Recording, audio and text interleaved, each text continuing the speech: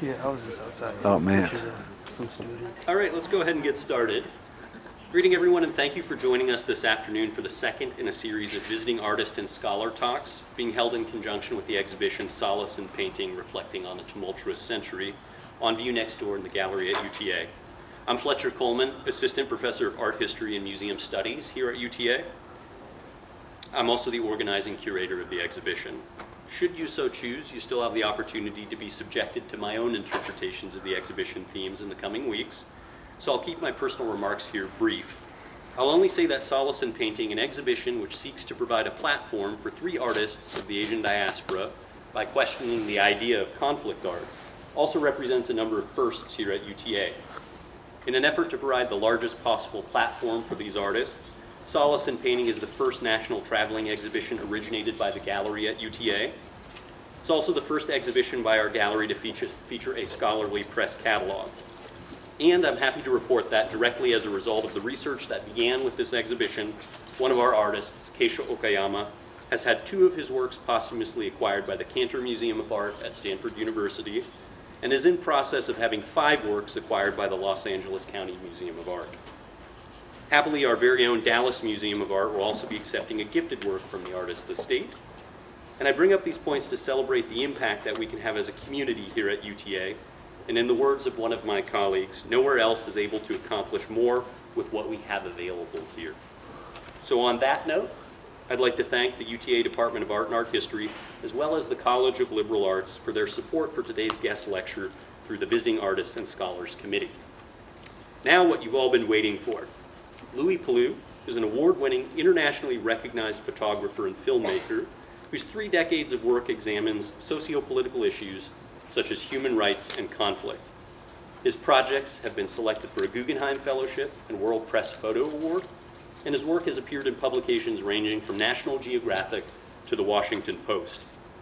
Palu has also been featured in many notable institutions, including recently the National Gallery of Art. A world traveler, he's currently based in Washington, D.C., and holds an MFA from Maryland Institute College of Art. Today, Louie Palu joins us within the context of his career-long reflections on the relationship between art, photography, and conflict.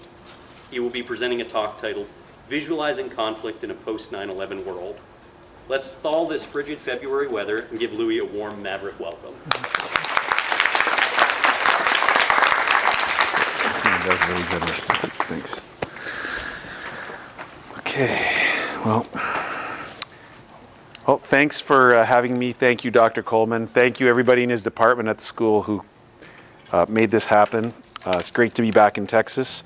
Although, you know, I grew up in Canada, so this is like spring for me. So, but I am in Washington and it's colder here. I thought I was going to be texting my friends selfies like, it's hot, I'm in Texas. But that's not happening. So it's going to be warmer tomorrow. Oh, well, I'm leaving on Sunday, but anyway, I'm going to start with a short video first. But before we do that, just give you a little background. And when we get into my slideshow, my parents were Italian immigrants. Oh, that's my. Did I just hear my? Excuse me, one sec here. I think I just heard some mail come in here. There we go. We won't hear you anymore. Thank you. View, enter full screen. Okay. And so I'm going to show you a little video, and it's from a film I made in Ukraine. And it was made before the Russian invasion, when it was sort of the conflict with separatist regions in the east and the Donbass. And the reason I'm going to show you this is because my history of being interested in conflict was from my parents' childhood experiences that I heard about in their oral history from the Second World War when they were children in northern Italy in an area occupied by Nazi forces that was fought over with local partisans. So, are we trying to close the lights? Yeah. Do we know how to turn the lights down to someone in the room here? Because we want to see it. Score. Wow, that is dark. Okay, so we're gonna go. It's about 4 minutes. There is no traumatic imagery in this video, but they're going to be talking about, these two older women are going to be talking about returning to their village after some fighting. And some of the stories are hard to hear. But when we do get to the photographs, and I'll have a slide warning you again, I'm a war photographer. You probably read my bio, and you have an idea of what you're coming to see. But everything I've selected to show you is for education, not shock.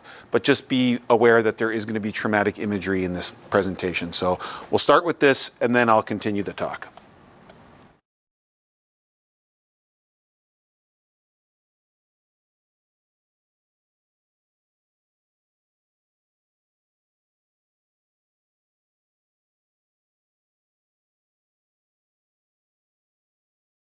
Ничего, пожалуйста.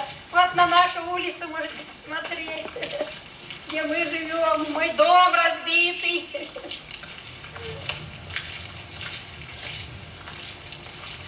Такая улица была. Вот здесь мой сын жил, мой сын. Это 4 их, 2 детей, девочки же взрослые, их Терезі по домам скитаються. А я дальше туда.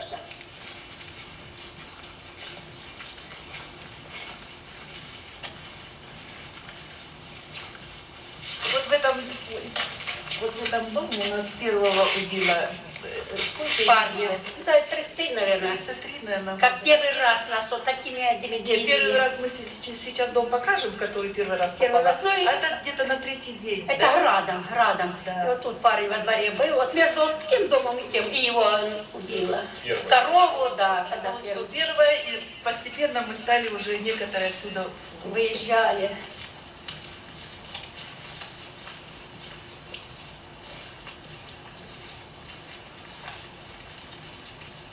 А вот там мы прошли тоже, они, дом них, вот там, где мой сын, только напротив, они жили уже там, ну, немножко далеко от Никишина, в Ольховатке с мужем. А хозяйство тут было, они приезжали машиной и кормили хозяйство. А потом приехали, покормили, он в машину сел, а она пошла ворота закрывать, жена. Когда вышла, его снайпера, там были украинские эти, его снайпер убил, она подходит, а он готовый. В машине. Вот так. Кричала там.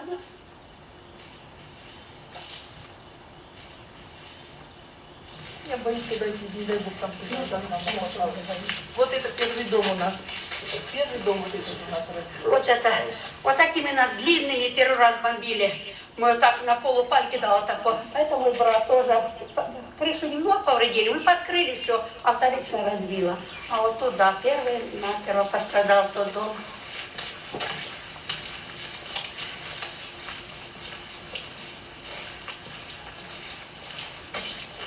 Не было у нас ни солдат, никого, с Дебальцева.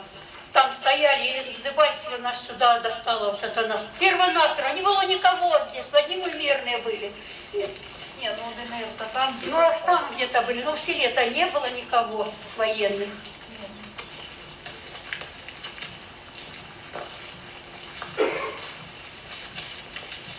Как позарастало быстро.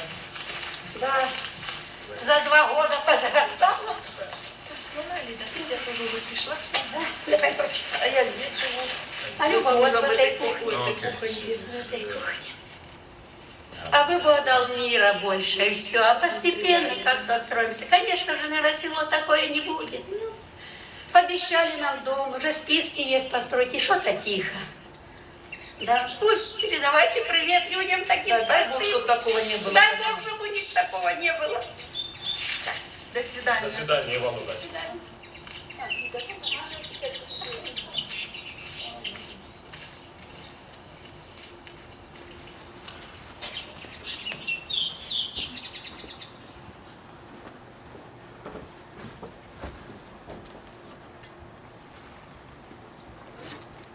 Okay, now we want to keep it down. Okay. Okay.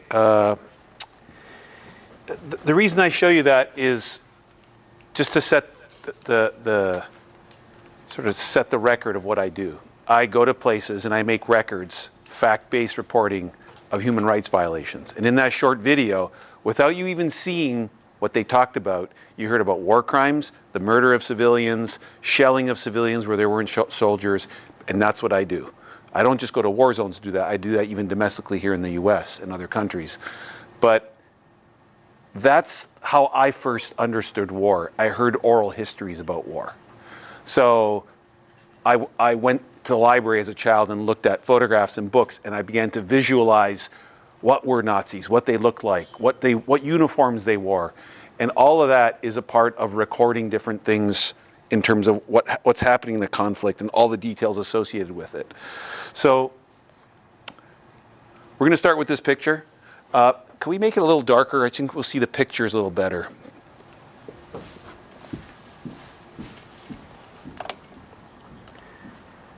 You don't need to see me, you want to see the pictures. Okay. Anyway, this is a film. The film can be seen online if you want. It's called Zero Position. But, you know, these are the narratives we don't hear in the headlines or in the rhetoric of elected officials sometimes about wars like that. The people affected right on the ground. Also, that the part of Ukraine that they're fighting over is one of the richest coal deposits. Part of the film I make in a coal mine. It's one of the most high-grade coal deposits in all of Eastern Europe as well. So when we think about warfare, I think we always think about people with guns, but we don't think about elected officials or, whoa, that's beeping. Oh, there we go. Or where the materials come from for making weapons. So in the Second World War, places like this in Northern Ontario and Canada, 40% of all Allied artillery in the Second World War came from one mining town called Sudbury, Ontario. So war is more than just the soldiers or the combatants on the battlefield. So let's go back in time to when I was a child. This is me with my dad and his friend who woke me up in the middle of the night after going goose hunting.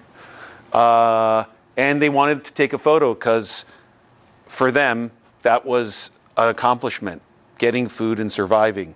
My dad was a boy in the Second World War, and that is his friend who was a prisoner of war in a Nazi prisoner of war camp.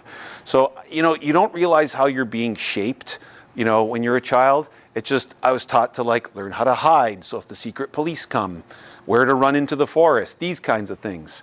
It was all shaped around me growing up in Northern Ontario and Canada. And that kind of, as I got older, it took me many decades to kind of understand, wow, okay, I was being taught how to survive in a war. It's from trauma. Trauma's passed on. So here again is that reminder. We're going to be looking at some pictures of war, and I'm going to walk around if that's okay. And so just an introduction that I'm a photojournalist, and I publish in media with media platforms and media places like, say, the New York Times, National Geographic, Washington Post. So I'm going to show you photographs on their own and then in context of how they're published. So let's go back in time because this lecture is starting kind of around 9/11. This is Tarnack Farms. Does anyone here know what Tarnack Farms is? Okay, Tarnack Farms, I went there in 2008. I was covering the war in Afghanistan. Tarnack Farms is where Osama bin Laden and Al-Qaeda trained and planned the 9/11 attacks. Okay, and I just thought before it disappears, this is it post sort of right after 9/11, it was bombed by US bombers. There are these infamous videos of Al-Qaeda terrorists going on these military obstacle courses. And this was a former Russian base. So they're just using the legacy leftover infrastructure from when the Russians were in Afghanistan to train for 9/11.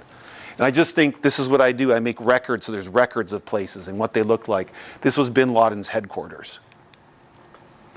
This is, of course, it didn't look like this before 9/11, but after the 9/11, it was bombed by the US. Okay, and when we think about conflicts, we have to think about the aftermaths of conflicts and ongoing conflicts. This is kind of an introduction to my work before we get to sort of deeper bodies of work. This is right on the border. I did a whole series of photographs in Northern Ireland and on the border with the Republic of Ireland. Literally, like, the pavement changes. This was published in the Washington Post magazine. So when we think of the border here and what's happening with the border here, see this trench? See this trench? If you walk along this trench, it's 300 yards. You think you cross the border 8 times. So That's a flag from Protestant forces. So that's what the road looks like. It's almost like this strange illusion. That's a Protestant part of Derry, or Londonderry, depending on what you want to call it. I mean, there's still traces from that long-running conflict, which goes back centuries.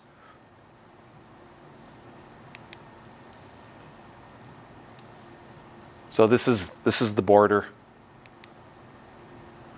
And when you look at photographs, how many people here check the byline of the photograph? So the credit, what your source is. How many people look like, hey, that's by so-and-so, and after their name, it usually says, there's like a slash, or it says, like here at Zuma Press, it's an agency I work with, or New York Times. Because the source of your imagery these days, especially with social media where photos are freely shared and metadata stripped out of the photographs, you have no idea who took that photograph and for what reason. So that's a really important thing, especially when we're dealing with like human rights and detainees and prisoners of war. You want to know who's taking the photo and for what purpose. One of the important things in conflict is not just the combatants on each side, but the civilians caught in the middle of the fighting. So this is an Afghan civilian who's killed fighting between Afghan soldiers and the Taliban.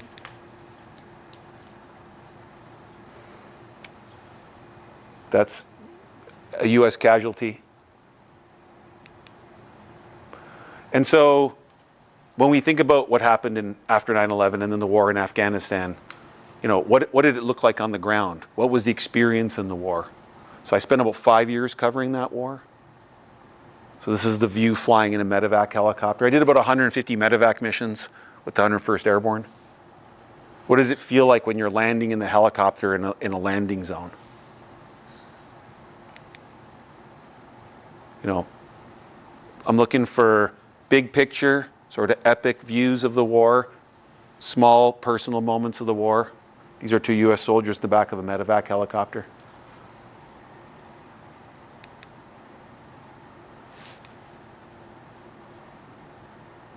This is a soldier who was injured in an IED attack in Kandahar. And you know, when you think of the history of Kandahar, Kandahar used to be the capital of Afghanistan. Kandahar was, Afghanistan was when it first invaded by foreign forces by Alexander the Great. Kandahar is from Iskandar, means Alexander the Great, in 330 BC. It's an area that's been fought over for a long time. This is a wounded Afghan soldier in the back of a US medevac helicopter.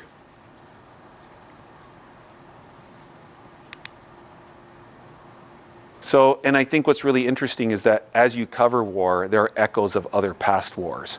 Just as Al-Qaeda appropriated the Soviet base from the war when the Soviet Union was in Afghanistan, you know, echoes of cultural ways of expressing yourself from Vietnam to one of my photographs from Afghanistan of a US Marine in Afghanistan.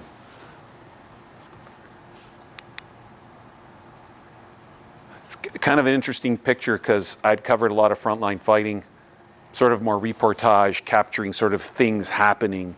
And I got to a point where I'm like, where are all these 21-year-old soldiers coming from? Where are they being recruited from? What is the economic level of these places? How do they get recruited? Why are they coming? You know, I think it's a pretty big deal, especially now for any soldier to like write something on their helmet. It's like this moment of expression, you know, front toward enemy. That's something that's written on a special kind of landmine, but just a little bit of a sarcastic comment about what they're there for. Sort of this war that's been going on and on and on. And so when I got to these Marines, I was exhausted myself from covering the war. And I thought every day I'm just going to take portraits of them. And I think that there's 2 kinds of photographs that exist usually in photojournalism. Photographs, most of the ones before these portraits I showed you that you look into, and photographs that look out at you. And I think it's really important for us to really face these soldiers, because there are people who can say that the war in Afghanistan's over for the United States, but is it over for veterans? I know all these Marines really well. I took these photographs, God, I guess it's 12, 10, 17 years ago.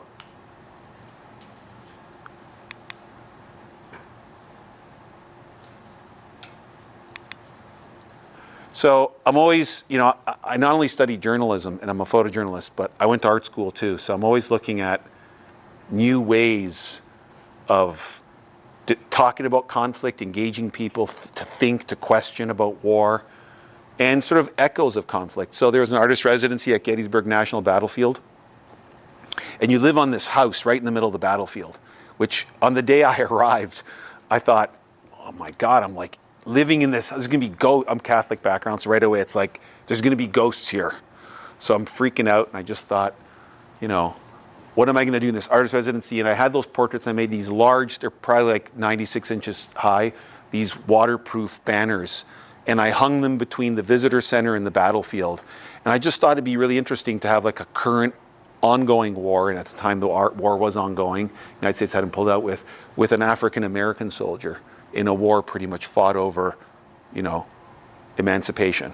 So, and then I just thought, wow, it's incredible. Like, it's like the sun is making camouflage on their faces and it's interacting with nature. But a lot of funny things happened when I was with those Marines. I spent a long time with them. They started photographing me. So like, this is a Facebook post by one of them. And if you can see all the way in the back, the guy standing up with the brown shirt, that's me. So we kind of reached this moment in conflict where it's not, the author of visual recording of a war isn't just the photographer, it's the people that we're usually photographing.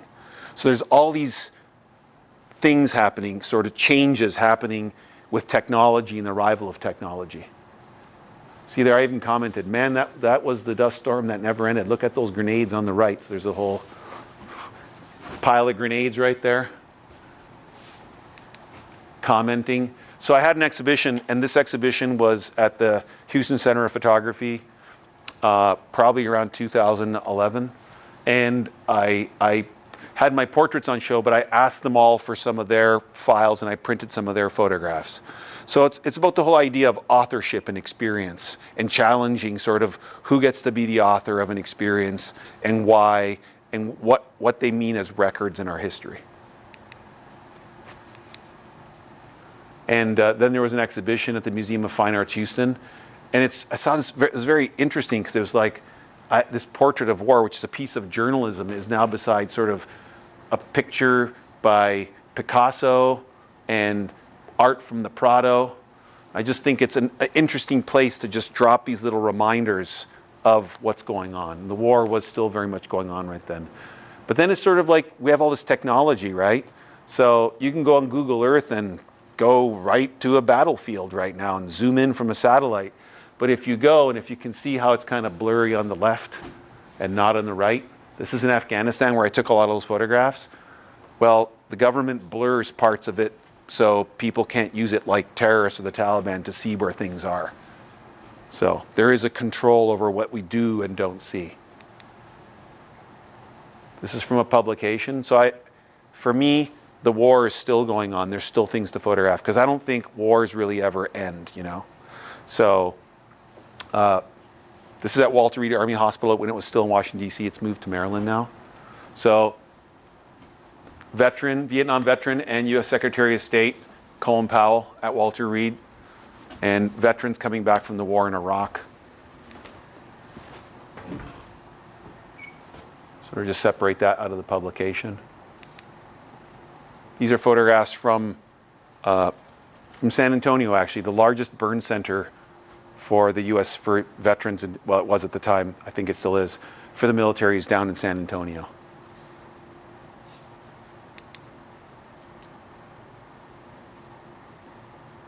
And so for me, like, the war is still going, and it will still be going on for most veterans.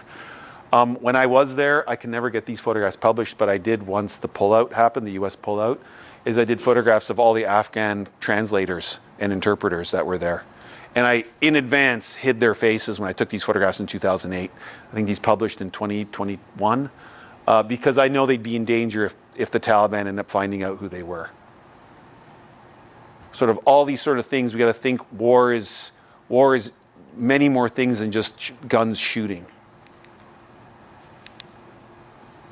I've been to Guantanamo Bay probably 8 times. It's almost, they're all media tours. So you're wondering, like, how does Louie get into all these places? I'm a journalist and I request media tours, or I request access to cover something. So there's a lot of rules of what you can and can't photograph there. Every day you go out and you have about 4 people follow you, and you can't photograph like the towers, the locks, stuff that any prison wouldn't want you to photograph. That might help people understand how to escape. But these are the operational security. Sorry, I thought I turned that. There we go. Sorry. Operational security review people who review your photos after every day, because you're not allowed to show the faces of detainees. So I published a small publication with all the work from there. It's also published in the New York Times. But I do find it interesting when we look at newspapers, like it looks, other visuals that we don't think are related are like sort of the detainee in the cell praying, and there's a Sprint phone over here, Then there's an ad for Homeland Security up top. Kind of all accidents that say lots of different things, right? A lot of these photographs, this is probably the largest archive of images made by an independent photojournalist of the prison. These are guards having a meeting in the morning, and there's a detainee in the back there. I think when I went there were nearly 400 detainees still. I think it's down to 15. So, I'm just showing you places. So we put in context how we culturally consume or informationally consume this kind of material. This is I show the vertical because that's usually how we see everything now on the phones. But what happens when terrorists understand how to get video cameras? This is this is from a screen grab from an ISIS video before they execute a prisoner. And when we think about what Guantanamo Bay is, like it as this prison that held all these enemy combatants, these detainees from the war and terror. So how did we ever see detainees? What were they wearing? Orange jumpsuits, right? So it's an incredible moment when a terrorist group can make a video of their detainee, an American prisoner, wearing an orange jumpsuit. I always felt like Guantanamo Bay was a recruiting poster for terrorists, because it was this place that carried all these human rights associated violations. So the video becomes the terrorist attack from ISIS. And I think this is a real turning point for the messaging from terrorist groups using the internet and online platforms to spread fear without actually doing an actual, what we would have thought a conventional, like a bombing or shooting or a suicide attack. I've covered the whole border from end to end on both sides, including I had a fellowship at a think tank. I worked under Steve Cole and Peter Bergen, who are both experts on the Afghan war on the border. I grew up in a neighborhood, I'm Italian background, that, the Italian, we kind of invented organized crime. So in many ways, many of the fundamentals that I saw going on here applied. So I covered the border. I worked in Sinaloa, Chihuahua, and many other states. I covered the 2012 election as well in Mexico. So I think what's important when we keep thinking about a photographer like me and you look for authorship, when you want genuine fact-based reporting, on-the-ground information from somewhere or something, that you understand that people like me go to places like that. So you can look them up and you can look the organization they're associated with, and you're getting the best information. So this is me. There's some kind of standoff between a cartel and the Mexican police. In some places, the police were the cartel. Okay? So I covered every aspect of the border. I went in tunnels with the DEA. I went out with the Border Patrol. I covered like 140 killings in my first month. That's just the killings that were where I was.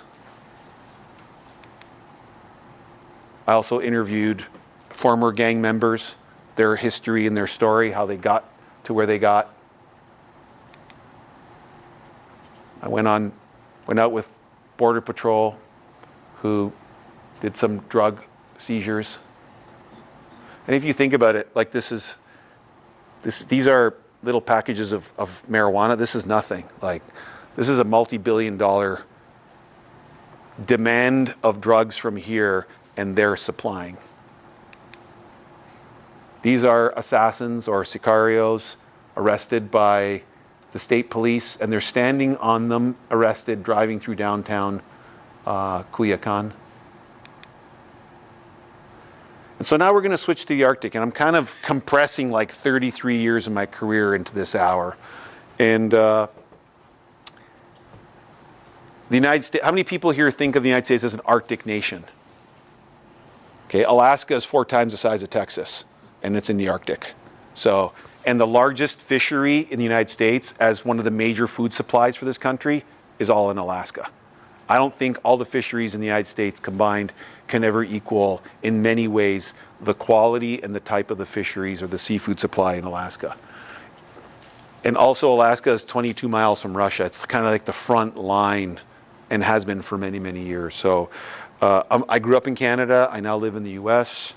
And I've been to every Arctic country that has land in the Arctic except for Russia. So this is me interviewing some coal miners in Ukraine. And I keep this photo in here because when we talk about the Arctic right now, there's a lot of narratives around conflict around there's undiscovered or untapped mineral resources for mining and oil. These are some of the narratives. So this is where I've done all my field work related to the Arctic. So the yellow lines are the Arctic Circle. Okay. So this is where I worked in Ukraine. So just below the subarctic, Finland, Sweden, Norway, Iceland, Greenland. It's in the news a lot these days.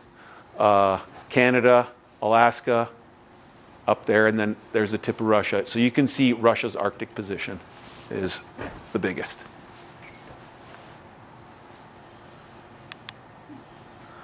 So when I was in Afghanistan, I was just thinking, what conflict in this is, 2007-8, what conflict is like the least covered conflict in the world? Like Afghanistan and Iraq dominate all the headlines.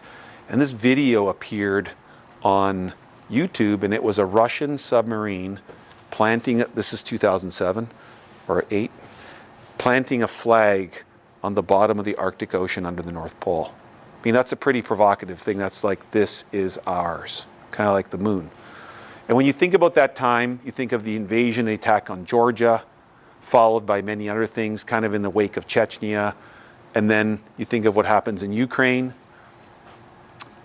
leading up to the current war. Russia has kind of been building up to what they're doing for a long, long time. How many people here know about the distant early warning line? Okay, in the 1950s, and you're looking at a part of it, in the 1950s, at the beginning of the Cold War, obviously atomic weapons were being made by the United States, Russia, China, and the United States and Canada, but mostly the United States were like, if we were to get attacked, how would we know? And we'd want to know as soon as possible. So we have to put a radar somewhere. What is the shortest route of attack for the United States over from the Soviet Union at the time, but now Russia? Over the North Pole, from the Arctic. So Canada and the United States built something called the DEW line, or the Distant Early Warning Line, and it's a series of radars that stretch from one end of Alaska, across Canada, and up into Greenland. And it was a radar line that if there was an attack by missiles or bombers, they'd be like, hey, we know it's coming, we can respond or defend ourselves. And if you go up there now, still to this day, it is run by NORAD, so in Colorado. So these dishes are, you can see right here, there's a stairway and a door, so you get the idea. They're like 60, 70 feet high. And it is an area, when we think of the Arctic, it's a place where the air can kill you. Like it's, in this photo, it's probably minus 60 Celsius, which is even lower in Fahrenheit. And so the military has always been in the Arctic. That DEW line, they've been watching that area and still watch it, waiting for an imagined attack. And I like that word imagination, because when we look at what Dr. Coleman did with this exhibition, we imagine people's traumas and why they're painting or making the images they're making. Or we're imagining how we could be attacked, or how were we attacked? What was the history that led us to this point? And there's no, other than a few communities up in northern Canada, there is no cell phone service up there. So if your plane crashes, like, you have to be able to signal. So communicating, signaling is a really important thing. if your plane crashes, and there are a lot of plane crashes up there like this, you know, it's kind of like, it's almost out of a movie. It's like surreal, like Blade Runner come to life in -60. But since that submarine flag planting, a lot of countries are starting to rethink, like, what are the narratives, what's true, what's possible? Like, is there a lot of oil up there? Can we get the oil? I mean, I've worked with a lot of journalists. It's pretty, you know, other than sort of the oil fields up in land-based sort of Russia and Norway, a little bit of Alaska, it's very difficult to do anything in the high Arctic, or expensive. This is in Alaska, right near Fort Greely. Fort Greely is the counter missile battery if the US was ever attacked from that part of the North Pole. I'm sorry, the Arctic, I mean. So these are parachutists. And what's really interesting about this, and when we think about climate change, is what I learned from doing this project is nature is the ultimate power. There's no, you can't beat a mountain, you can't beat a tidal wave or -60. It'll always beat you. And so when we think about threats and we think about Russia, we got to also think about climate change. And if people don't believe in climate change, that's fine. But if you have a military base up in the Arctic and you're wondering why your base is sinking into the ground because the permafrost is melting, that is a reality. So I've been working on this project for about 10 years, and it started out as a Guggenheim fellowship. And you know, there's a lot of really interesting things if you know how to look at materials. Remember I talked about mining earlier on and where things come from and how they're made? So this is a C-17, probably one of the largest cargo aircraft that the military has. You can move an armored vehicle. This is in Hull Beach, the center of that dew line. And they're unloading these komatiks. These komatiks are an Inuit or an indigenous design. They're not nailed or screwed together. They're tied together with rope so they can move around on the ice, being pulled by a snowmobile. They used to be pulled by dogs, like a sled. But here's the thing. Wood doesn't exist in the Arctic. Wood is a colonial material. You're past the tree line. There is no wood in the Arctic. So looking at materials can help you identify past conflicts that still kind of echo into today. But it also lets you know that indigenous people are scientists as well. They engineered things to survive in the Arctic a long time ago as well. And there's never really been a war in the Arctic up until, you know, say Viking era, and that wasn't really in the high Arctic.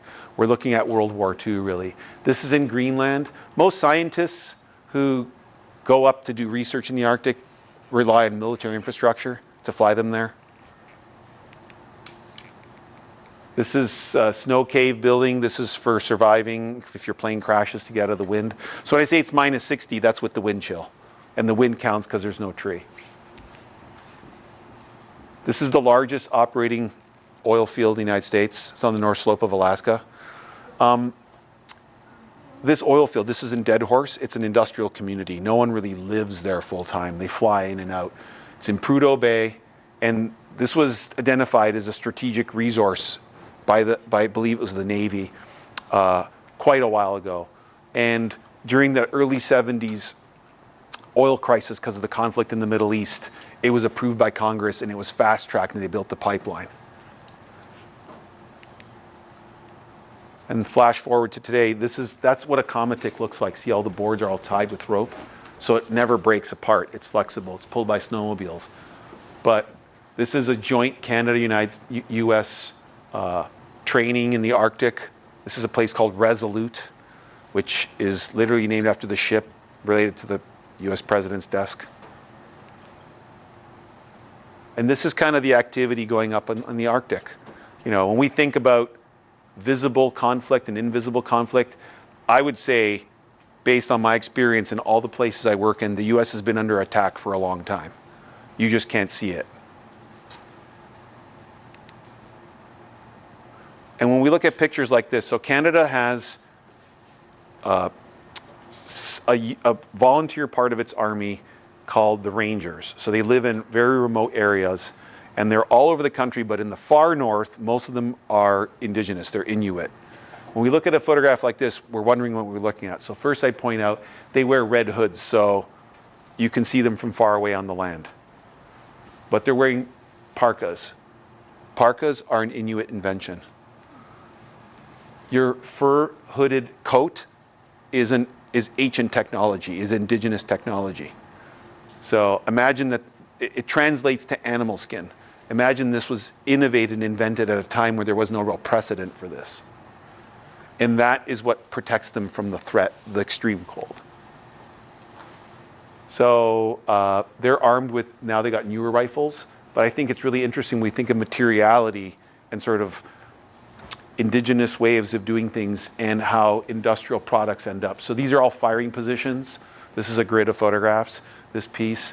They're at a firing range, and you can see originally the traditional thing you'd lay on is a caribou skin. And then there's the camouflage jacket. You don't really need camouflage, but then there's plastic tarps, industrial materials. And so indigenous knowledge is taught, these are soldiers not from the Arctic. Indigenous knowledge is taught for survival. They're building an igloo. And it's dark because in the winter, 2 months of, we're so high, so high up in the high Arctic that in the winter you got about 2 months of almost complete darkness. This is the USS Connecticut. This is a special submarine that hunts Russian submarines. And really what you're looking at, and there's the obvious metaphor here, but it's the Cold War. This is the Cold War is still going on up there. Like, Hunt for Red October, these movies we see, that has never really stopped. And other than some capability by other countries, it's only really Russia and the United States that have advanced submarine capabilities. This is the USS Connecticut, and it's surfaced through the ice, and it's testing torpedoes. This is in the Beaufort Sea. They can build a base right on the ice, temporary base. So and by this point, my Guggenheim Fellowship had become a National Geographic assignment. And so a lot of the training is not so much combat. It's about learning how to survive in extreme nature. This is in Alaska, just below the tree line. Learning how to build shelters. This is learning how to ski, and you're like, why would I need to learn how to ski? The US Army in Alaska has a special training module based on the 1939 Winter War between Finland and the Soviet Union. And so they kind of fought a conventional armored vehicle tank army with soldiers, like a guerrilla war on skis. And so the US has been studying this for decades. And it's really, really interesting because it wasn't big headlines, but I think it's a big moment. Only a few months ago, Ukraine built a DIY kind of drone, an airplane that they flew, and the Russians had moved their bombers from a base in the south that was getting drone striked by the Ukrainians to their Arctic bases where they couldn't reach. But the Ukrainians figured it out and flew a drone and drone struck their bombers in their Arctic base, which is the first combat in the Arctic since World War II, which is a pretty significant moment, I think, to understand what unprecedented things continue to unfold in this war in Europe. This is US troops and Finnish troops learning how to do obstacle courses on cross-country skis. Also unprecedented. This is Finland after they joined NATO, and these are US troops in Finland. Nature, emulating nature. These are Finnish tanks in the forest on the Russian border, camouflaged. Kind of like chameleons, right? So it's this whole project plays on the idea of what real power is. Is it the military? Is it war? Is it nature?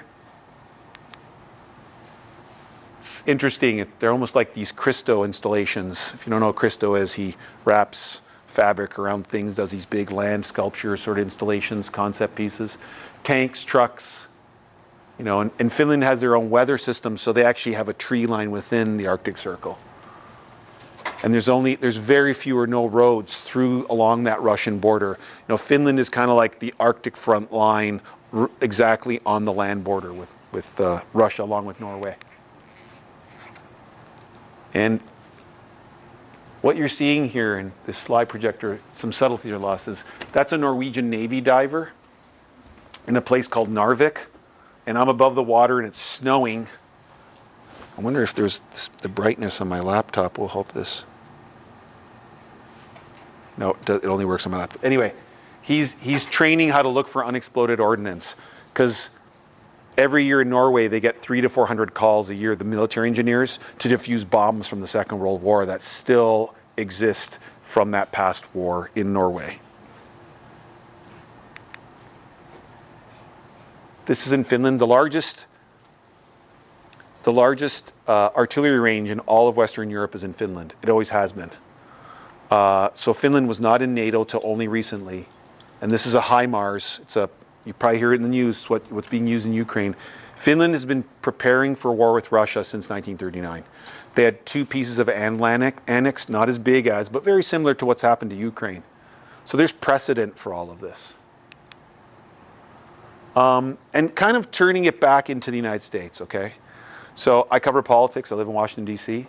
On January 6th, I was at the Capitol. This is sort of one of the scenes from the attack. This is in the U.S. Senate. This is on January 7th. And I always think of aftermath sometimes as the most sort of reflective moment of sort of thinking about what's happened in a war. Kind of like I think of like the Nuremberg trials, and when you have time to stop and think. And just imagine we got like vehicles that became iconic in the Afghan-Iraq war with a fence around the Capitol. And I know the Capitol really well. I know every painting, every sculpture, every room, every hall. So I was always waiting for a moment in front of those paintings or something happening. And the days after the attack of the Capitol, there were soldiers in the Capitol, which you don't see, especially armed with assault rifles. And they're confronting the country's history, right? So, you know, wars never end, really. There's legacies, there's memories, there's traumas that have never healed. So here's a soldier looking at a painting of the British surrendering to George Washington's army after the Revolution. This is on the 19th before inauguration in 2021. This is the White House Marine practicing opening the Columbus doors. Imagine the histories we got here. On a door that was smashed, you can see the smashed glass and all the marks of the pepper spray bullets that hit the top of the door during the assault on the Capitol. And this one was, when I saw this, it was kind of like I almost slowed down to take the photograph. Here's soldiers. This is January 7th with assault rifles in the Capitol, and they're reading a copy of the Declaration of Independence beside a statue of the Vice President of the Confederacy. That statue's still there, by the way. So it just, the 3 different conflicts, let's call them. So wrapping up before we get to the Q&A, just so you know a couple of things about how I operate. I'm a member of the National Press Photographer Association. I follow a code of ethics. Is it perfect? No. Is it black and white? No. But it helps guidelines in how I operate and sort of how I do things ethically. If you want to know about for safety for journalists, and or you want to read about democracy worldwide, you just got to go to the Committee to Protect Journalists website. They have a country-by-country profile of how journalists are treated and or what's happening to journalists in countries from the United States all the way to China, Russia, and anywhere else. It's a really good. And if you want to follow me on social media, that's that. Now we can turn the lights on and head to the Q&A.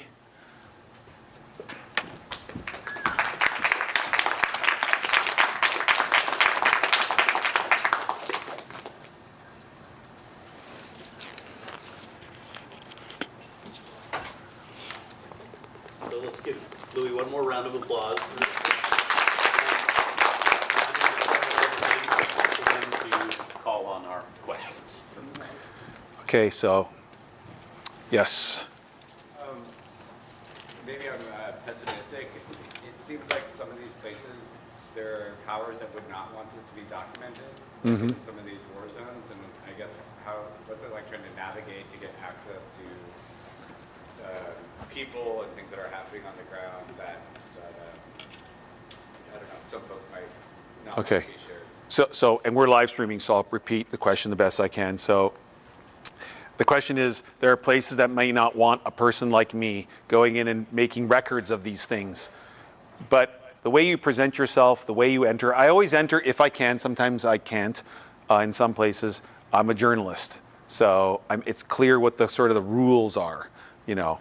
If it's the United States, I don't really have to identify myself all the time. I have a press card in my wallet or ID. You know, really it's by whatever means, you know, to a degree ethically as possible. Like, let me give you an example. I did a whole project, it's not part of today's presentation, on asbestos. Expert in asbestos.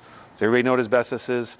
It's a cancer-causing material that was thought of as this magic mineral that we used to insulate all our walls. That's costing billions of dollars to fix buildings now. And millions of people have become ill and or died of it. When I had to track how asbestos got to where it was going, who was exporting it and where, and breaking rules, I had to do undercover investigative journalism and pose as an investor to some places, like I had to work in India, or I wouldn't get access to the information I need to get.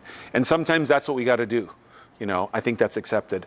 And in some of these war zones, there's a moment where U.S. troops are going somewhere, and it's very violent, and they have an embed space for me, and I know the embed, that's a whole big conversation of the ethics of embedding or not. But I can go there with them, and I can provide at least, even if it's limited, a view what's going on. I will say, there used to be this big embed program that was debated whether it was ethical or not during Iraq and Afghanistan. What are we seeing of U.S. troops in Syria or places there's no embed program anymore. It's like the view is kind of disappeared in some ways. So I think there's a lot of places I've not been able to go. So a lot of these places, like when I worked in Mexico, I got lots of death threats. The most death threats I ever got was covering the 2020 election, the post-election period. That was like the most ever, by people who can carry out those kinds of threats. Mexico, I had people come to me and say, "You're leaving town." I'm like, "Okay, I'm leaving town." You know, when some people come to you and say you're leaving town there, you know they're being nice and they're telling you to leave town. So I did.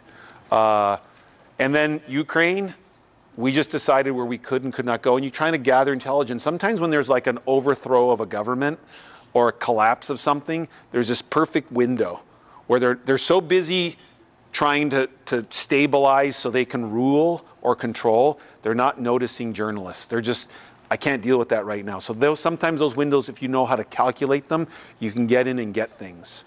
But sometimes you can miscalculate, and then you can end up detained, arrested. You could be killed. So thank God that happened to me. But and then sometimes what you present you're doing is exactly what they want you, the way they want you to ask for access. But creatively, the images you make are not what they could have imagined you were going to do.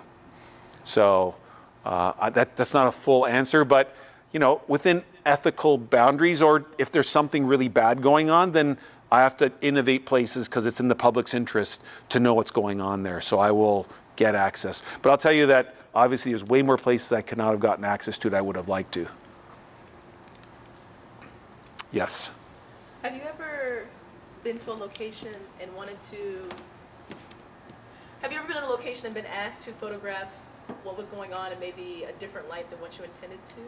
Like maybe the people they were asking for a more positive light when you were going for a more realistic, or vice versa? So the question is, and I'll try and use my words, have I ever gone to a place and people, no, it's a good question. People are like, "Hey, can you photograph this like this?" And a lot of times they don't come up to you and say that, but you can tell, like, you show up to the press conference and it's like, "Oh, you stand right here. No going there, no going here." And there's like nice lighting and there's flags, and they come up there and they just have their speech and they read it to you and then they walk away. Or they answer so many questions. And you can only take photos of them looking, smiling. I do that every day on Capitol Hill. Like, they want me to do that, but I'm not saying I'm doing it. And then, if you study your craft, like if there's TV lights and it's making them look good, not that I want to make them look bad, but I want to like turn off the theater, I'll use flash or I'll use something else, So, yeah. And sometimes it's like, you want to go to the front line and you can't go alone, and you want to go with a patrol, like some infantry, and they're going to maybe go do some fighting. But they're like, "Hey, come to the ribbon cutting of the bridge that we just built. That makes we invested this much money." And that's a real thing. They built a bridge, but you're like, "Hey, that's kind of a staged thing, and I want to go to this area where there's still insurgents challenging sort of this regime or the government that the U.S. is supporting. And why are they doing it? What's happening to the civilians there?" So, and I'm a photographer, so when I do stuff, as you can tell, usually when I show up, something's not going right. Not here, except the cold. I was accused of bringing the cold with me here from Canada. I live in Washington, but I'm Canadian. But usually when I show up as a photographer, something's like being overthrown or there's something going wrong. And so when I come to places, like when I'm covering any kind of government, they're always like, they have minders like, hi, here's the press release. And it's their language. And it's my job to be independent and interpret it. I think people confuse independence and impartiality. Like, I don't think anyone could be like, sort of, like when we think of, oh, you have an opinion. You're not a journal. All journalists have opinion. I'm like, yeah, on murder, I have opinion. It's bad. There's some things like police beating people. That's bad. Like, there's some basic stuff, right? So I'm always thinking, why can I only be allowed here? Why can't I go there? It's like those two old women, right? Those two women, I didn't have to go out with soldiers to talk about what soldiers do. I just went and interviewed these. I found out people returning to the village. These two cute little grandmothers. I don't know if you noticed the name of the video. I called it Nonnas. That's Italian for grandmothers. They're these cute. They're all like our grandmothers, and they're like talking about soldiers murdering civilians. And I'm like, it's a pretty serious thing if you listen, And sometimes that guides me to where I got to go next. So it comes back to your question up top there, is where do I got to go? Or sometimes where I got to go to tell that story is not always where I think the front line is.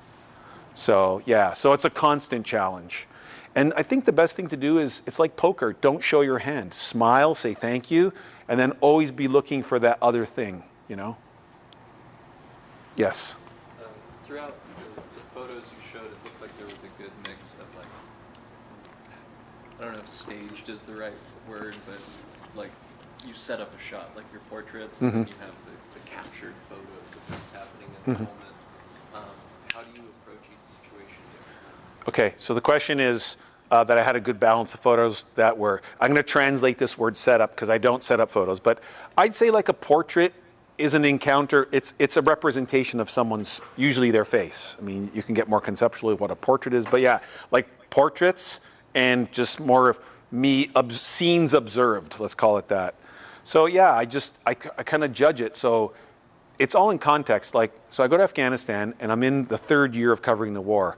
And it's like, I'm just watching all these 20-year-old young American men and women coming to this war. And coming, and I'm just like, the war, at the time, if you said, hey, this is like Vietnam, they're like, no, it's not, this is different. And it's like, it's just, there's a fundamental, like, young kids coming to the tip of the spear, to the president's foreign policy. That is the tip of the foreign policy, and they're supposed to fix this big, complicated problem, right? And they're from, like, I want to know, at that point, the context changed, and I thought, well, I need to change the context of how I'm showing, and I just thought, I want you to meet some of these people. This 21-year-old so-and-so from Nevada, another soldier from New Jersey, from Georgia, from Pennsylvania. What's their economic background? And I followed them over the years. None of them are in the Marines anymore. So I think that what's important is you're always trying to give different perspectives, right? I'm watching what other people are doing, I also made a film. I think I put a book out. And so I photographed it a lot of different ways. Also, at one point, and obviously this is a compressed lecture, but at one point I found the invasion route of Alexander the Great, and I went to all the US bases on that invasion route. And on that invasion route were all the US bases, several empires bases, Soviet bases, and then American bases on the same place, in the same country, with the same wars, with the same people, and all those places, everybody left. So it's a really interesting sort of ways of looking at it. So I'm always looking for new ways, because I'm thinking of all of you, like the readers, like, do you need to see another combat photo from this spot? Maybe initially, yes, but then what else am I going to help you understand? Because I'm on the front line and I can bring back something for you to learn. Yes. I'm trying to look around the room, so yes, go ahead. Have you ever seen evidence of your work being misappropriated, or someone trying to spread a different message than you intended with your photographs? So have I ever seen my work used to spread other messages or manipulate what I'm trying to report on? I have seen it, yes. It hasn't happened too badly, because I am with a photo agency who has software that they get alerts of this kind of stuff. But I did see someone sent me a picture. Those marine portraits became very popular. They were on the cover of magazines. And someone sent me a picture of someone got a tattoo of one of the Marines on his shoulder, and he's smoking. Like he has a cigarette. There's no cigarette. They're not smoking in the photo, so they added a cigarette. I have seen some, but I've never myself experienced anything too atrocious, but it does happen. But that's why it's always good to be like, hey, look at this photo. Like say you're reading, for example. Look at this photo. What Louie Palu guy doing here? And you're like, I'm going to look him up. So you look me up and you find me. You're like, oh, he's a member of these professional organizations. He's affiliated with these places. I'm going to look up that photo. I'm mad. And I'm like, you go, whoa, the caption on his website is way different than the caption over here. That someone must have done something to this photo. Then you can email me because my email's there. And like, I saw your photo. I'm like, whoa. So that's like in some, like a loose form of like blockchain, like verification, right? Verifying your information sources. That's why seeing the credit is always important. So I have had people from January 6th tweet like terrible things about me because, or inventing things about me because I took photographs of that, of the attack, but nothing really ever came of it, so. Hold on, was there any? Okay, I just want to make sure I'm seeing over here. So, yes, brown jacket, right? Yes. Yes. In today's climate of censorship, more so at least it seems to me, do you find yourself having to push your narrative as a photojournalist here on American soil more so than other countries or just as much as other countries? So the question is about censorship. I've not had any issues with censorship myself. I mean, I'm a photographer, so I think at times, I mean, what I'm showing you here, like in terms of sort of the traumatic photos, if 10 is the most graphic photo you could see, you're seeing maybe a 4 today. Like I photograph terrorist attacks, like suicide bombings. They can be pretty crazy. I've not faced any censorship. I have faced, hey, that picture's too violent for our newspaper. I'm just sort of going through my head here. I've not faced censorship. I've faced more like. Censorship is too strong. That's all right. Maybe it's more of, fact over the fake news. Oh, there is lots. Let's. Prove that you're Yeah. the authenticity of Yeah. So. Yeah. So let's. We're being live streamed, so I'm trying to always make sure they know you're asking a question. So I think it's talking about me reporting, doing fact-based reporting, and all the other information kind of sources out there. Okay, and so I've not faced any censorship issues. There are individuals who point at the media, including me sometimes, and say fake news. That's not very helpful. I always think of the news beyond just like political. Like, don't you want to know if there's a snowstorm or a hurricane coming? That's journalism too, Like, don't we want to know there's a sinkhole somewhere, or maybe there's a child molester and we need to be aware of that for our children? That's all important journalism, right? So I think sort of the fake news, I just don't pay attention to that so much anymore. But I do think that there are a lot of places like I'm making this up, hoteagle333.com or some ridiculous, and they're like, this is what's happening in government. It's like, who is this person?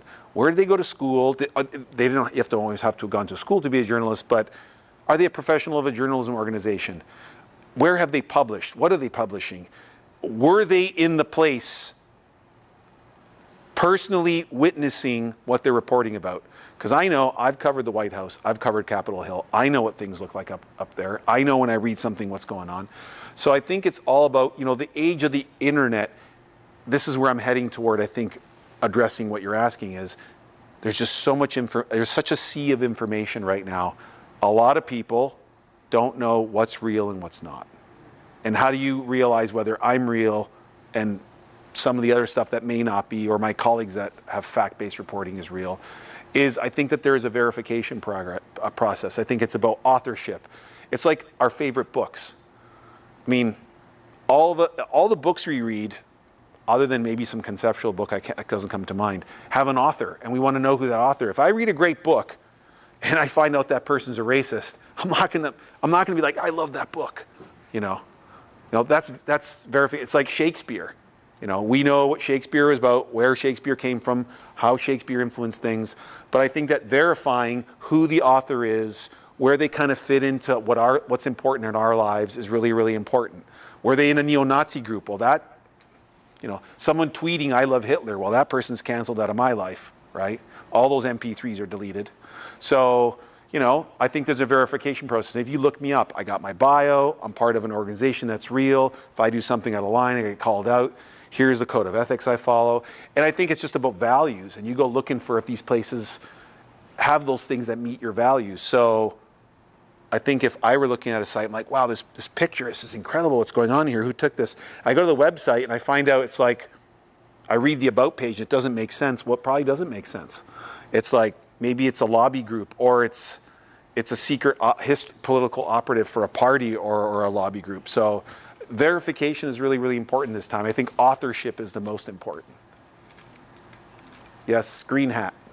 So you talked a fair amount about like the realities of how to find images and do the truth telling. And in response to that last question, but also in your presentation about like the way that when you took pictures of Guantanamo, that they would like review your contact sheet every day, or when you're in embeds, there's rules about what you can capture and what you can't. And then you showed that one of the interpreters from Afghanistan intentionally not showing their faces, but also you mentioned that like you tried to get them published a long time. But I'm wondering, like, with the images that you were able to actually capture, what like rough percentage is there that is like out in the world, and what is there that is like just hasn't been shown? Okay. How we can go about trying to find the images that are not like the magazine cover, but like all the other stuff that photojournalists like yourself are documenting, but aren't like the image that the magazine is running. This is a really good question. And what makes what your question is, and I should repeat it for whoever's watching online, is I'm going to try and compress it. Tell me if I get it wrong. When a photographer like me goes out there, I photograph a lot of things. And sometimes I photograph stories, and at the time, editors like my interpreters' photos are like, I'm not so interested in this. But then the US pulls out and they might get left behind. They're like, oh, now we're interested in this. And if there's a single image I published, what about all the 1,000 I took that same day that don't get published? Where can we see all this work? So like the Arctic project is 150, well, no, it's 200,000, including the Russian border in Finland and Norway. It's like 200,000 raw images. And for an in-depth project, for me to go looking for, you know, and I'm not always looking for a photograph, I would translate into, I'm looking for a moment or a scene or something I've researched and then it's manifesting itself in front of me. I'm like, oh, this is that thing I want to talk about. Well, the beauty about the web is if you go to my website, just look me up, it'll be the first hit. There's expanded versions of everything. Like if you want to look at my essay from the first impeachment to the aftermath of January 6th, there's a big gallery. There are multiple galleries online, but also on my website. Exhibitions, and then there's just limits, like I can only edit so much. But I would say on my website, you probably could see 700 or 800 photos of mine, of which maybe only 50 or 100 have been published, right? So I think it's a space and a consumption issue too. People can't look at, I'd be like, look at 100 of my photos, I swear you want to see all 100. You're like, well, dude, I just want to see 5. I gotta look at another. Like in the morning, I probably read about an hour, 30 minutes, an hour of news, mostly because I need to know what I got to do that day, but also like, oh, okay, this is happening here, this person's doing this.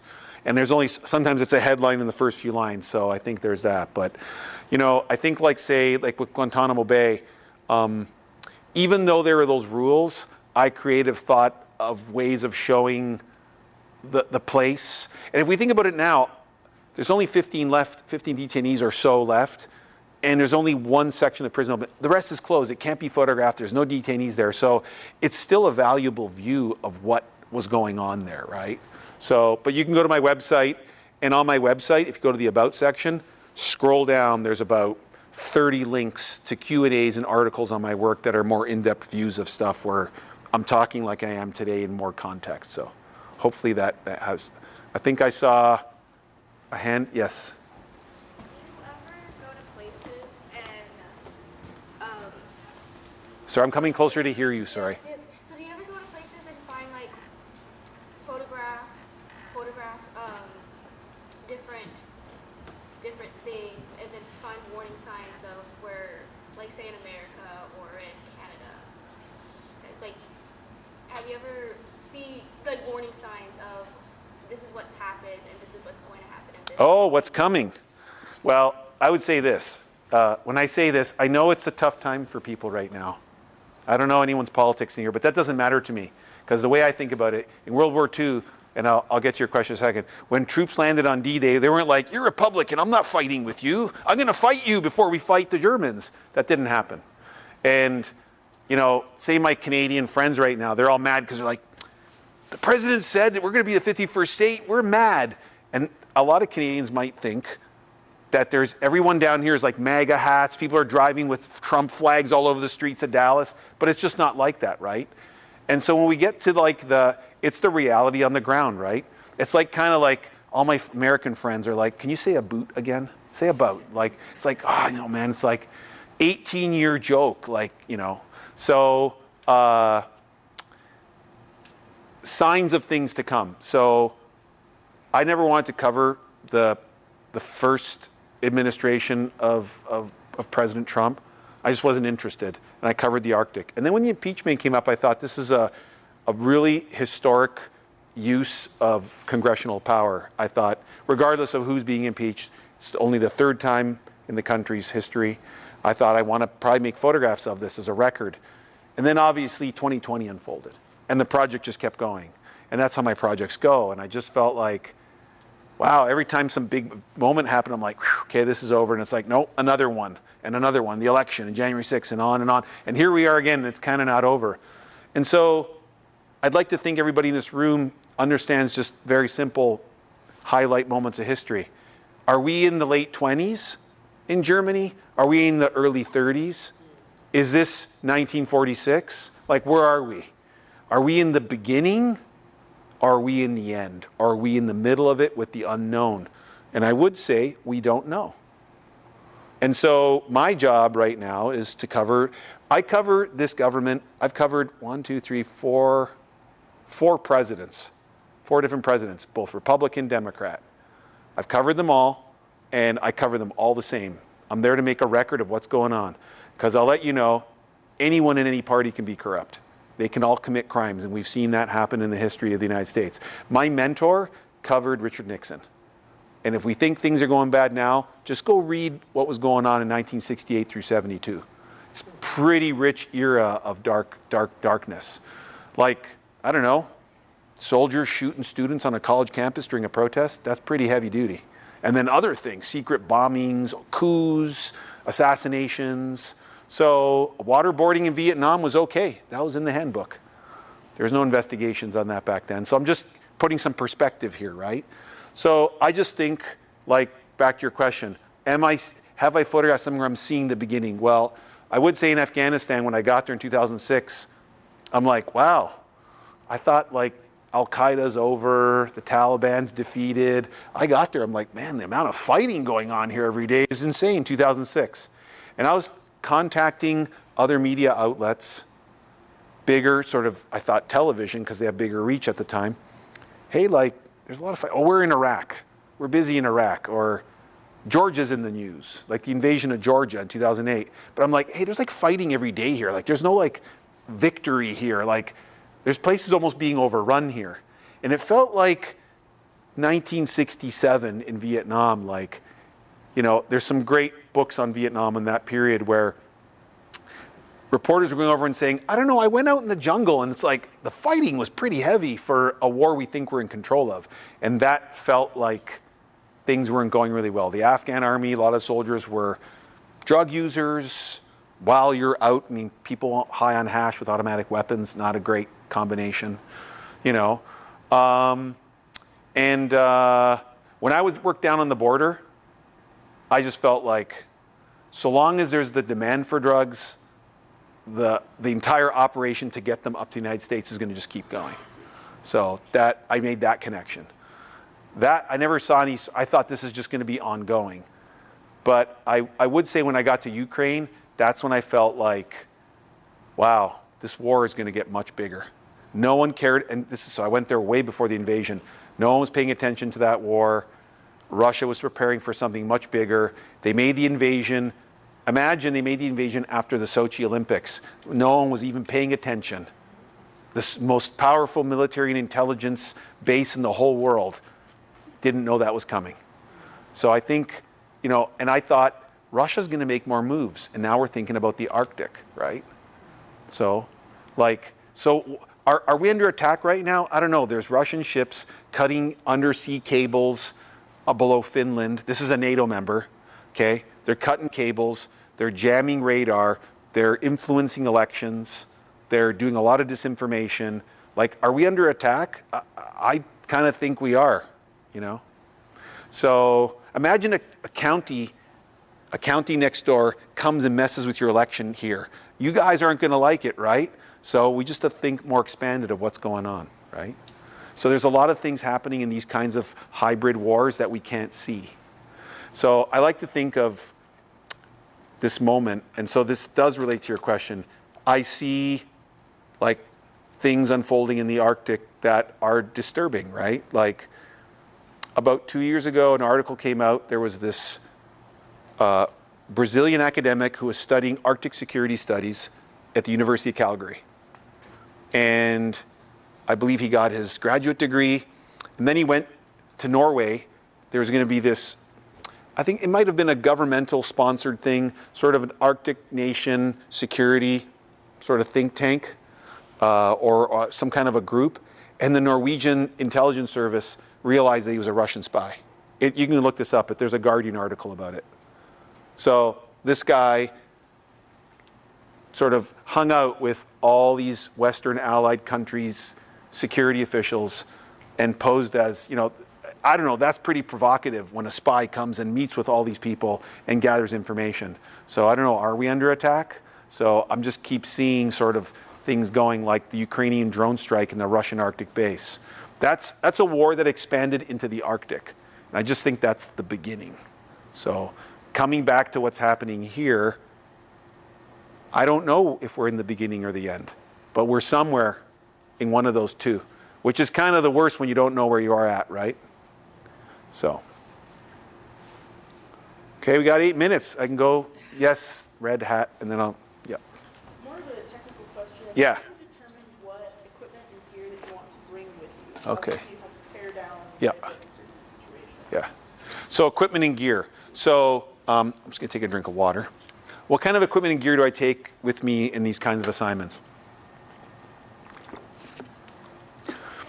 So I think by showing the video, I showed that, still photography has a lot of power, but audio and video sometimes just does things. Like that interview with those two old ladies. Basically, forget about documentary journalism. That was a record of war crimes. And that was just a 4-minute interview. Just imagine, I kept going. So with video, I usually like to keep the camera small, and I like to keep the microphone as the highest quality microphone possible. If you're a filmmaker, you need the best quality mic. Audio is so important. So I usually have a very good shotgun mic. I have graduated up to, I'm making a film now about photographers covering the US election and sort of the aftermath of it. And I used a 4K GoPro. It's a great stabilizer and stuff, and I put it right on top of their camera or on top of my camera with them. So you're like right on the ground covering politics from that spot where people are trying to control the way you're taking pictures. Like please photograph. Like a political convention is a big theater play where you're going to photograph all the aesthetics that they set up for you. And then they're going to say speeches, you're going to broadcast it for them. But with still photography, I try and keep it as simple as possible. Also, like say on January 6th, I kind of have my cameras under my coat, And I wore what I jokingly, I could be Texas camouflage, but my Ohio camera, I had my Carhartt jacket on, which I always had a Carhartt jacket actually. I had like a camo hat, I just kind of blended in, right? Until I took my camera out, then 4 guys with bats surrounded me. So, I usually use like a Nikon D800 in the Arctic with a couple of prime lenses. I'm very simple. I keep it very, very simple. Yes? To follow up on Morgan's question, Yeah. I'm just curious, for photojournalists, can't go through 200,000 photos in one place, but do you guys set up archives for Yeah. all of that? Okay, archives. Yeah, to sit somewhere? Yeah, so this is a good question. So I would say over time you become experienced enough that you can edit pretty quick on stuff. So Nat Geo is a very unique organization. They have a long history of especially the strength of not only the photography, but the photo editing. It's a team job. So if I went to, say, one of my Nat Geo trips, a lot of times I've been places where they're like, you're the only photographer to ever come to this secret radar station, or used to be secret. And I'm like, well, I got to come at us with a photo. So people are doing stuff. I could get 2,000 to 4,000 photographs, maybe 10,000 on a trip, 2 weeks, 1 week. Put on a hard drive. I edit maybe every day. I edit what I do usually if I can, if I'm in a tent somewhere, and then I maybe choose 50 selects. I write a basic caption, and that gets sent to Nat Geo, and they code it and archive it. I have my own archiving system, and I think the other thing that, if you haven't seen the photographs, that's why I like show them in context when they're published, is you're not only looking for a credit, but every photo should have a caption if it's photojournalism. If it doesn't have a caption, that's bad. You don't know any context, like this photo was taken here, and this is the person, or this is happening in this year. You know, captions are essential for photojournalism. So I always make sure I have captions in all my photographs. And then I give a handful to my agency. Handful could be a few hundred, and then they license them to other media outlets. But yeah, there is an archiving system, and you know, it's kind of like museums and libraries. Like I did a fellowship at the UT Austin at the Harry Ransom Center. They have David Douglas Duncan's archive from the Korean War. He's a photographer who covered the Korean War. They have his notebooks and his photographs. And again, you find a photograph one day and you're like, wow, this photo, what war is this? David Douglas Duncan, Life magazine. You look him up and you're like, oh, the archive is at Harry Ransom Center. I can go there and look at it. You can go look at his negatives, notebooks, and you can verify, because this institution gets behind it and says, this is real, this is who this person is. And that's why archives, that him mentioning archives is important, because they're like the library of photographs, right? Prints, negatives. So it's important, like someone says, because I still use film and I use digital. Someone says, you manipulated that photo, Louie, and I'll say, no, I didn't. I have the raw file, I have the negative right here, and I can verify it's not. So archives are very important. So yes, there are archives. Yep, this will be last question. Could you elaborate on what you meant by if we're in the beginning, the middle, and of like what? Like Okay. World War? Okay, asking if I can elaborate, are we in the beginning, the middle, or the end?